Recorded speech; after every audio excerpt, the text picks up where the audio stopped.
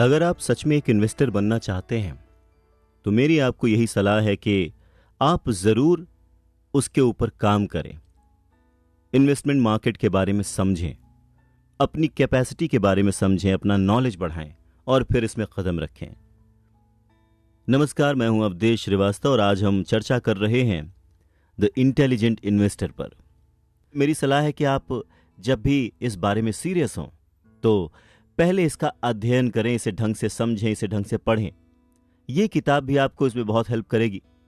पर उन सारे टेक्निकल टर्म्स में से एक ऐसा टर्म है जो मुझे लगता है कि आपके साथ मुझे शेयर करना चाहिए और इन्वेस्टमेंट के लिए बेसिक टर्म है जिसे समझना सबसे ज़्यादा ज़रूरी है, और वो है इन्फ्लेशन।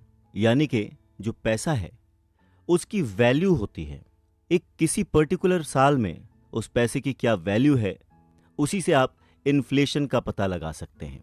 इसको इस तरह से समझ सकते हैं कि 10 रुपए में आज से 10 साल पहले जो चीज़ खरीदी जा सकती थी, आज की डेट में 10 रुपए में शायद वो चीज़ आपको देखने को ना मिले। जिस गाड़ी की कीमत आज से 10 साल पहले लाख रुपए थी, वो गाड़ी शायद आज 2 लाख की मिले। जो घर आप आज से 10 साल पहले खरीदना चाहते थे, उसकी कीमत शायद 10 लाख होगी, लेकिन आज उसी घर की कीमत शायद 50 लाख हो।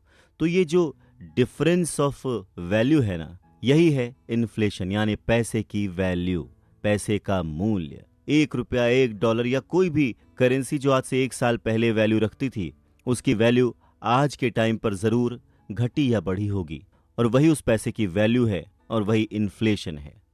ब्रायन योगी बेरा का एक कोट यहाँ पर मेंशन करते हैं। वो कहते हैं कि अगर आपको पता है कि आप कहाँ जा रहे हैं तो सावधान हो जाइए, क्योंकि आप कहीं नहीं जा रहे, ये सिर्फ आपका भ्रम है।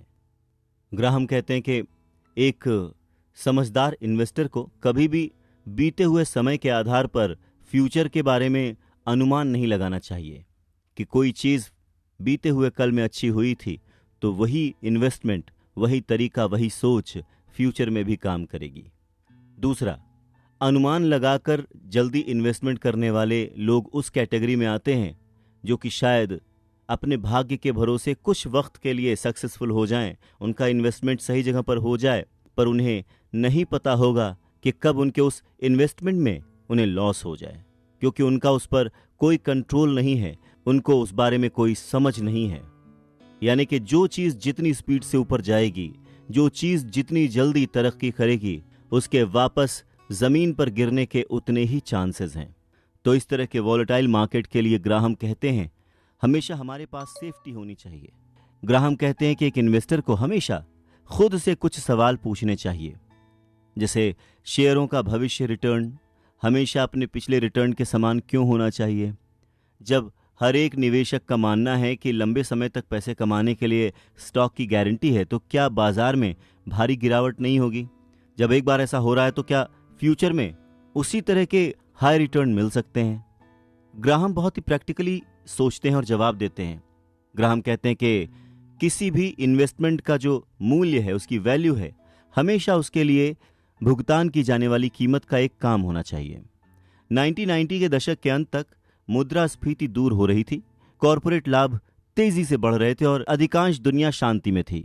सब कुछ सही चल रहा था, लेकिन इसका मतलब ये नहीं था और ना ही इसका मतलब ये हो सकता है कि शेयर किसी भी कीमत पर खरीदने के लायक थे। अब क्योंकि कंपनियां कमाई कर सकती हैं जो सीमित हैं, उसी तरह से इन्वेस्टर्स को भी स्टॉक में भुगतान करने के लिए अपने लालच को, अपनी कुल संपत्ति का कितना % वो झेल सकते हैं, उसका एक प्लान उनके पास ज़रूर होना चाहिए। माइकल जॉर्डन का एक एग्जाम्पल देकर ब्रायन समझाते हैं। वो कहते हैं कि माइकल जॉर्डन अपने पूरे समय में, जब तक उनका करियर रहा, वो सबसे बड़े बास्केटबॉल खिलाड़ी रहे और बहुत सारे लोगों ने उन्हें बहुत प्यार दिया। जब भी उनके मैचेस होते थे, लोग भीड़ की तरह टूट पड़ते थे उनके मैचेस देखने के लिए, और इसके एवज में माइकल जॉर्डन को हर साल करीब $34 मिलियन का पेमेंट मिलता था। पर इसका मतलब ये नहीं कि उतना ही पैसा माइकल जॉर्डन की टीम को दिया जाए। ठीक उसी तरह से शेयर मार्केट में कोई एक पर्टिकुलर चीज़, कोई एक पर्टिकुलर शेयर काम करता है, ना कि पूरी मार्केट। तो जब भी आप इन्वेस्टमेंट करें, आप किसके लिए पैसे खर्च कर रहे हैं, ये कॉल आपकी है, ये आपको देखना है, ये आपको समझना है। ग्राहम आगे कहते हैं कि जब शेयर मार्केट में कोई भी चीज स्थायी नहीं है, यहां तक कि इस फील्ड के जो विशेषज्ञ हैं वो भी फेल हो चुके हैं, तब भी क्यों जो इन्वेस्टर है इन्हीं पर विश्वास करता है। तो ग्राहम कहते हैं कि जिस तरफ सारे जा रहे हों उसके बारे में ध्यान से सोचें, अपने भविष्य के बारे में ध्यान से सोचें, क्योंकि शेयर बाजार का प्रदर्शन 3 ही रीजंस पर डिपेंड करता है। पहला, वास्तविक विकास यानी कि कंपनियों की कमाई और उनका जो हर साल का प्रॉफिट है वो उसमें वृद्धि।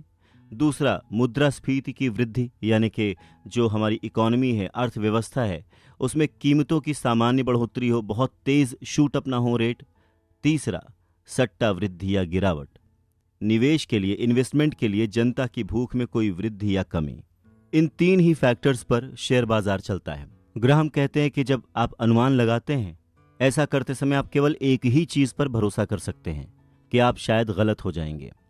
इकलौता सच यही है जो हमें अतीत सिखाता है, हमारा बीता हुआ कल सिखाता है, और वो ये कि भविष्य हमेशा हमें आश्चर्यचकित करेगा, यानी कुछ न कुछ सरप्राइजेस हमारे फ्यूचर में छुपे ही होंगे। और बाजार कभी भी किसी का सगा नहीं होगा, हमेशा उन लोगों को सरप्राइज करेगा जो लोग ये माने बैठे हैं कि उन्हें तो सब पता है।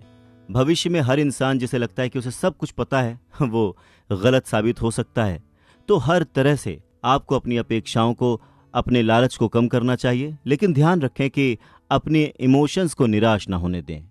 जो इंटेलिजेंट इन्वेस्टर है उसके लिए आशा हमेशा एक सबसे इम्पॉर्टेंट रोल पैदा करती है। जो कॉन्फिडेंस है, जो उम्मीद है, वो हमेशा एक इम्पॉर्टेंट रोल निभाती है। वित्तीय बाजारों में भविष्य में जितना बुरा दिखता है वो उतना ही बेहतर भी हो सकता है। एक बार किसी ने ब्रिटिश उपन्यासकार और निबंधकार G.K. चेस्टरटन को बताया कि धन्य है वो जो कुछ भी उम्मीद नहीं करता, क्योंकि वो निराश नहीं होगा। यानी जिसे कोई उम्मीद ही नहीं है उसे हताश होने की क्या जरूरत। पर ब्रायन के शब्दों में शायद वो कोट एक बार फिर से सोचा जा सकता है और उसे इस तरह से समझा जा सकता है कि वो इंसान बेहतर है और धन्य है जो कभी कोई उम्मीद नहीं करता, कोई लालच नहीं करता, क्योंकि उसे हर एक चीज का आनंद प्राप्त होगा, वो हर एक चीज का मजा उठाएगा।